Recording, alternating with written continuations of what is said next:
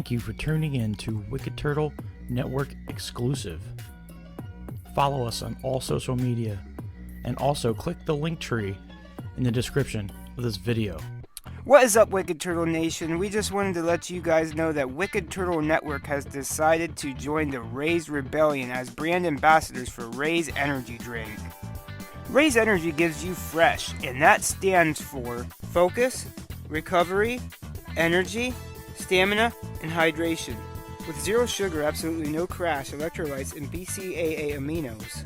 I encourage everyone listening or watching right now to raise up and join the Raise Rebellion yourself by going to your local GNC, vitamin shop, or even online at repsports.com and order yourself some Raise energy drinks or other athletic supplements in bulk. And when checking out, use the order code WICKEDTURTLE for a 15% discount.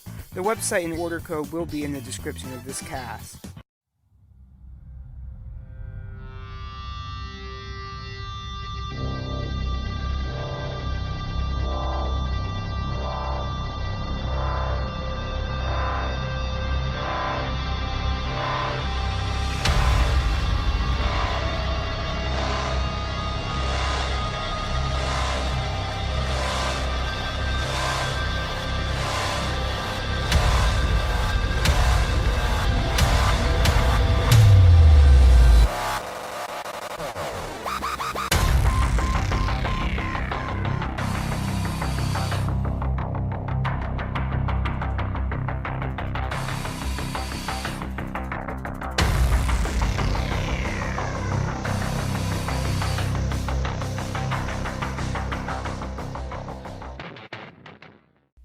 Hey divers, how's it going?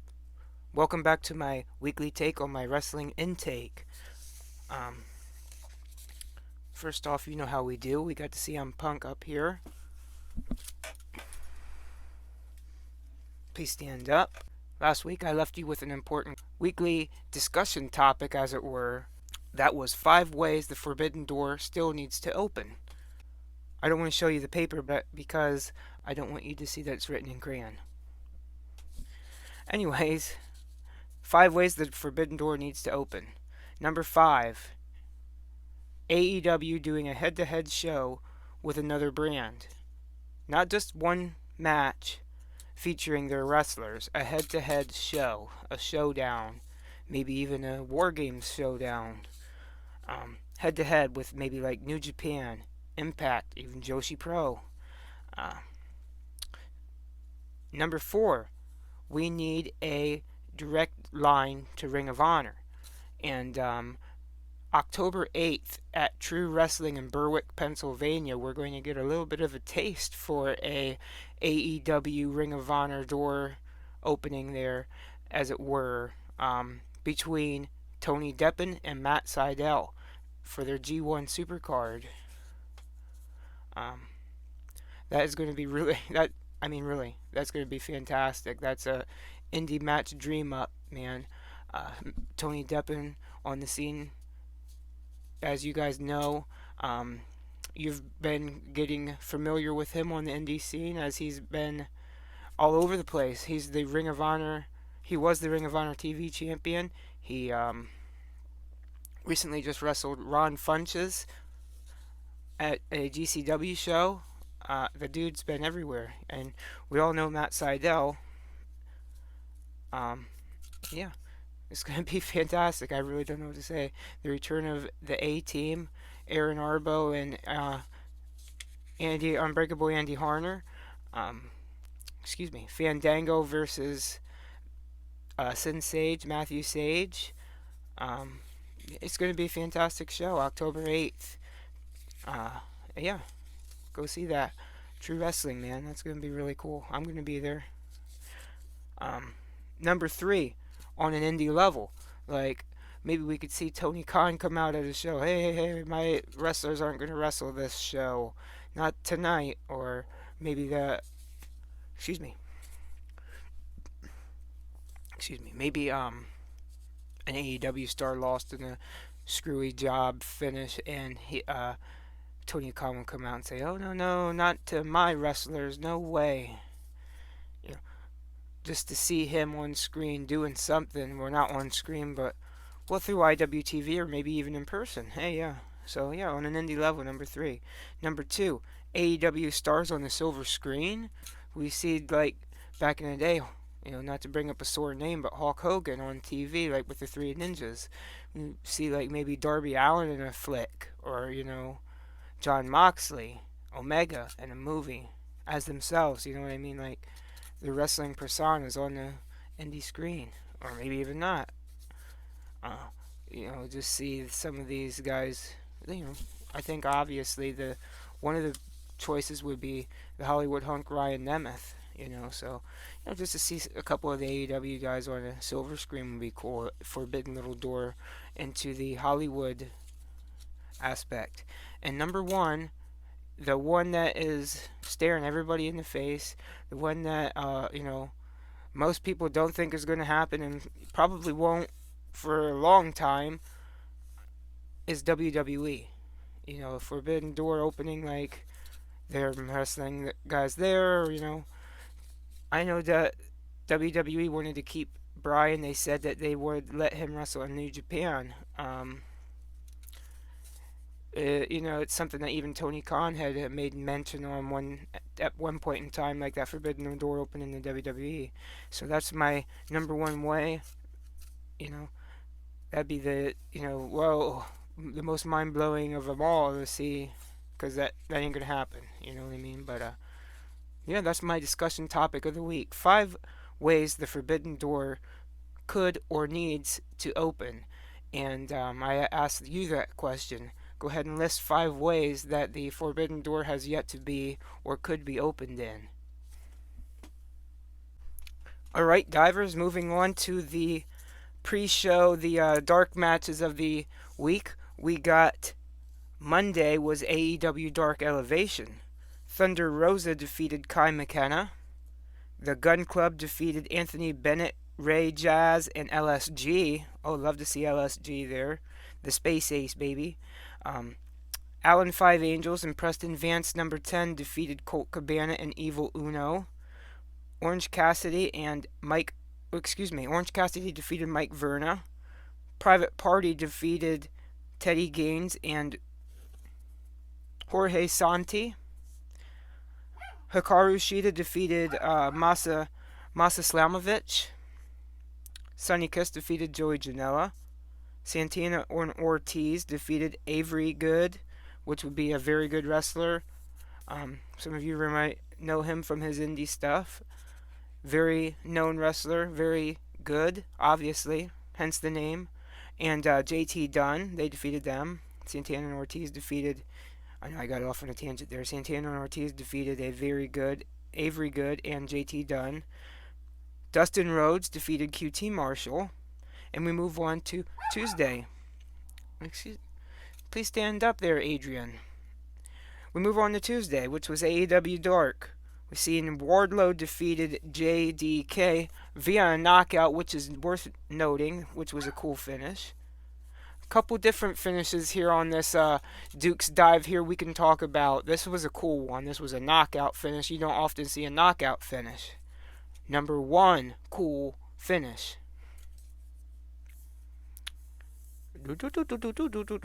We seen Big Swole defeat Allie Katch. Big name on Indie Stars. I'd like to see her one day. She's a really good wrestler. Santana and Ortiz defeat the Chaos Project. Joey Janela defeats Dylan McQueen. Ty Conti defeats Martina Tucker. Big Shotty Lee Johnson and Brock Anderson defeat Luke Curtis and Cameron Stewart. FTR defeats Stallion Rogers and Anthony Green. The Bunny defeats Tina K. Lance Archer defeats Marcus Cross. John Silver and Andrew Reynolds defeat Ryan Nemeth and Pretty Peter. Boy, I always get tongue-tied on that. Pretty Peter Avalon, the Wingmen. Daniel Garcia defeats Allen 5 Angels. Super cool one. Go back and watch that Tuesday. AEW Dark Elevation. Go on, I'm telling you, that's a good one. The Factory defeat Darian Benson, Cole Carter, and Sean Malata. Also a very big name on the indies. A name I obviously can't pronounce. I apologize in advance. And now for your wrestling main shows of the week. We have on the card a very special AEW Dynamite Grand Slam. I was very excited for this show, and so was the Beaver Weasel Sasha. She got her very best journalist cap on today, as you can tell. As you can tell, we got our journalist cap on. You know, we got our thinking woman's cap on today for Kenny Omega and Daniel Bryan. I will let you know that straight up, AEW Grand Slam made me go fool, fool, fool, man, man, man, man, child, bow, child, mode. We got the action figures out here, ladies and gentlemen. For the audio listeners, just feel blessed that you don't have to see this. First of all, we got Mr. Taz. He's a mean guy here, and he was picking on my dude. Here's CM Punk. So he goes down on the floor here. Boom. Because nobody picks on the dude, CM Punk. Or CM Punk. Or CM Punk. So we'll take 3 CM Punks. 3 CM Punks. 1 Taz. Go to sleep. Taz. And we're happy with the 3 CM Punks, obviously. We also got Rusev. I mean, Miro. This is Miro. I could definitely find AEW figures in my area. They're not scalped by the highest bidder for the highest price. No, sir. There's no way. I definitely was able to find AEW action figures. No, I can't find them. So this was a Rusev figure. But I pretended it's Miro because I can't for the life of me find any AEW figures. And the last one up is the one they obviously need to make a figure of for AEW. Daniel Bryan. Bryan Danielson, as it were. Yes, Bryan Danielson.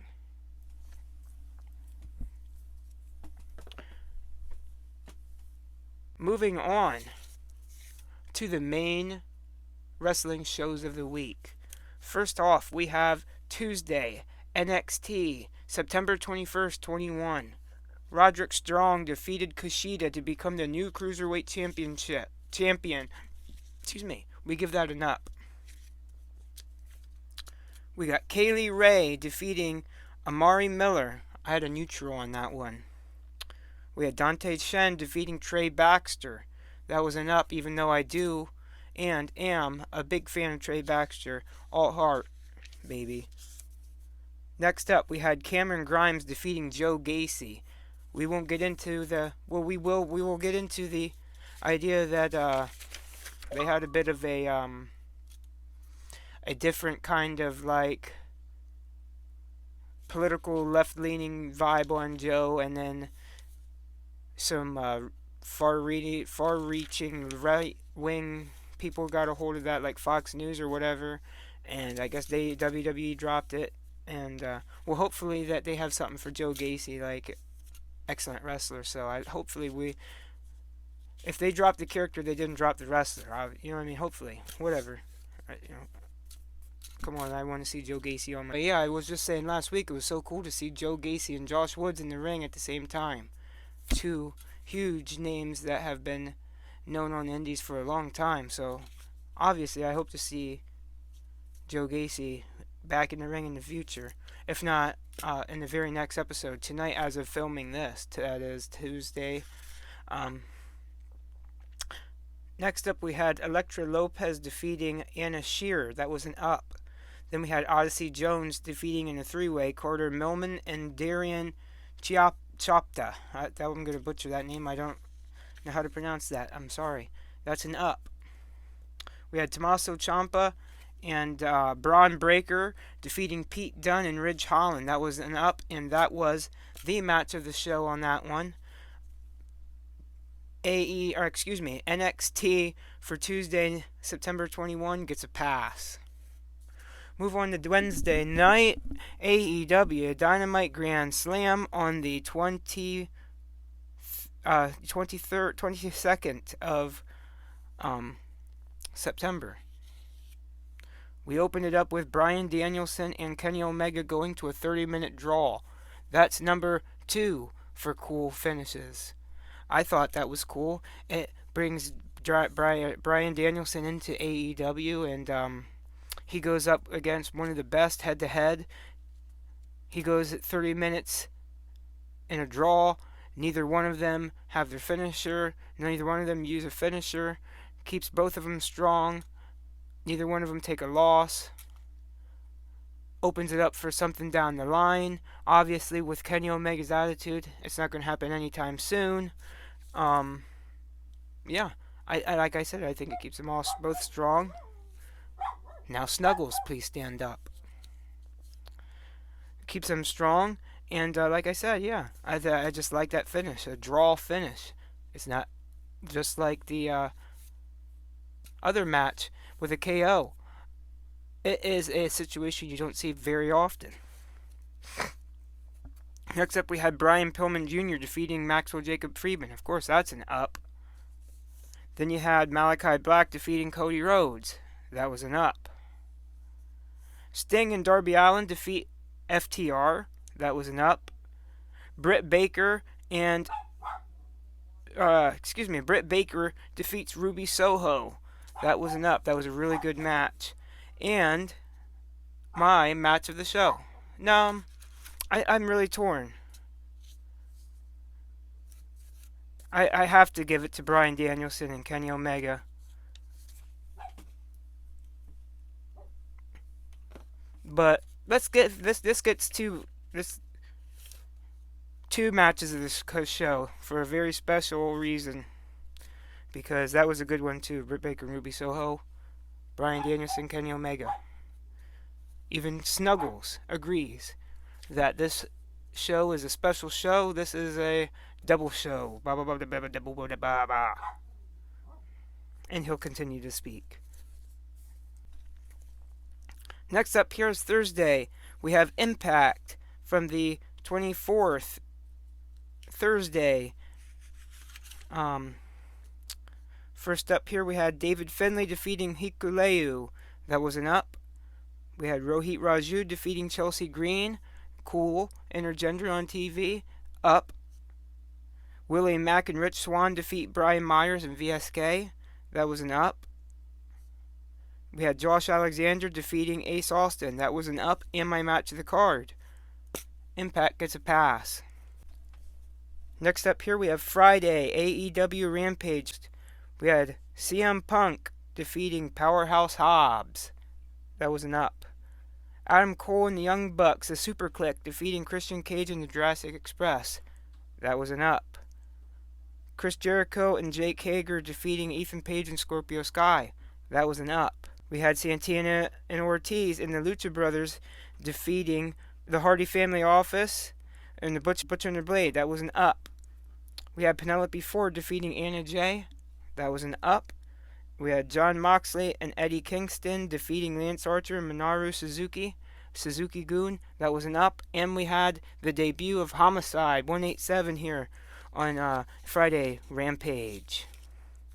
And that ends the weekly wrestling main shows of the week. Now, ladies and gentlemen, last but not least, we have our main event of the pay-per-view.